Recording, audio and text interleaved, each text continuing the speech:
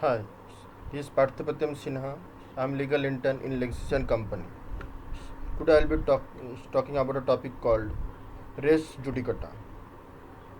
Res judicata is a phrase which has been evolved from a Latin maxim which stands for the thing has been judged, meaning thereby that the issue before the court has already been decided by another court between the parties. Therefore, the court will dismiss the case before it has been useless.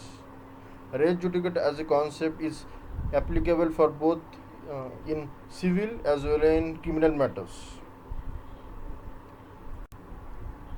Now, I want to talk about res judicata in a concept under uh, Civil Procedure Code 1908.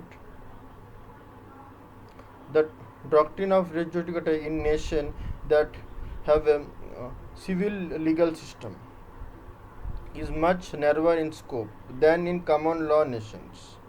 According to the dictionary meaning, res judicata means a case or suit involving a particular issue between two or more parties, already decided by a court. Therefore, if either of the parties approaches the same court for the adjudication of the same issue, the suit will be struck by the law of res judicata.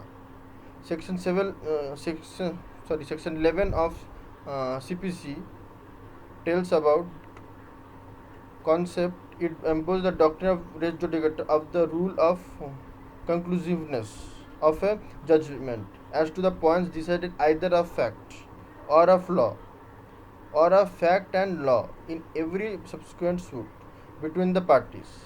It enacts that once a matter is finally decided by competent court, no party can be permitted to reopen it on a subsequent litigation.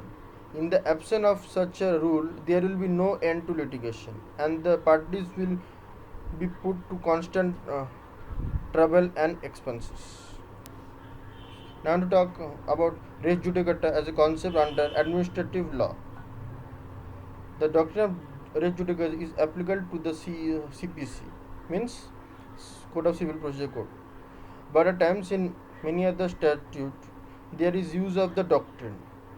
As you know that the work on the role played by the administrative law is that of a watchdog. The administrative law sees that there is no use of power which has a malicious intention. The, the administrative law is there to see that there is an improvement in the society without any hurdles, and the administration performs its duty in an honest manner. Now to talk about nature of res judicata.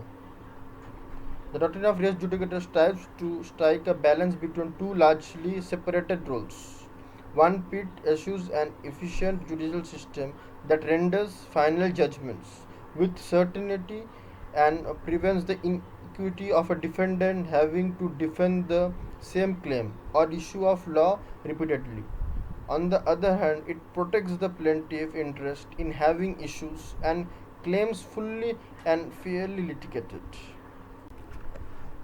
Now to talk about some case laws. Satyadhan was Satyadhan Khosal versus Srimati Devrajin Devi, where the principle of res judicata is invoked in the case of different stages of proceedings.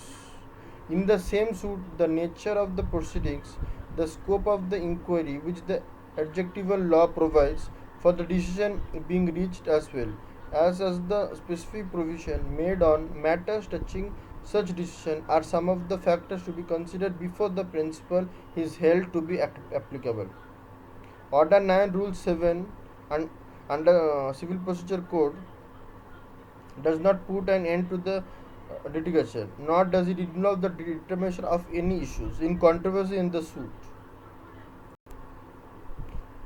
Thus, I want to conclude by saying that the doctrine of res judicata can be understood as something which restrains the either party to move the clock back during the pendency of the proceedings. The extent of res judicata is very wide, and it includes a lot of things, which even includes public interest litigation. This doctrine is applicable even outside the code of civil procedure. and covers a lot of area which are related to the society and people. That's all my topic is all about res judicata. Thank you.